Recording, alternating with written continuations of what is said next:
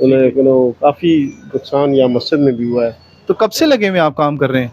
ये सुबह से 7 बजे से लगा सुबह 7 बजे से आप काम कर रहे हैं? सफाई कर रहे हैं ना, ये अभी पिछली तरफ से जो है होगी है, अब यहाँ से ये रहती है, बस ये भी कर रहे हैं इंशाल्लाह। अभी आप कर रहे हैं, खुदा न खास्ता फिर ये हो जाती सूरत हाल तो फिर क्या करेंगे? अल्लाह ही रहम करे, हम क्या कर सकते हैं जी।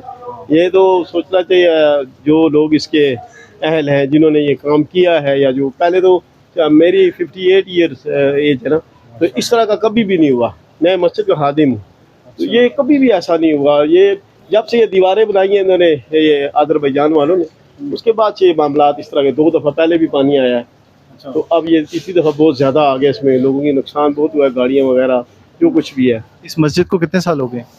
ये मस्जिद हमारी बिदा से पहले बहुत पुरानी मस्जिद है ये। अच्छा। हाँ, सैदपुर की ये दूसरी मस्जिद है। अच्छा। इससे पहले एक ऊपर होती थी उस मोहल्ले में, अभी उस ऊपर वाले मोहल्ले में है, और ये मस्जिद है उसके बाद बनी है। हमारे पैदाश से बहुत पुरानी है पहले की। क्या नाम बताया था आपने? अजहर शाह नाम। अजहर शाह साहब हैं, और अजहर शाह साहब जिस तरह से आपको बता रहे थे कि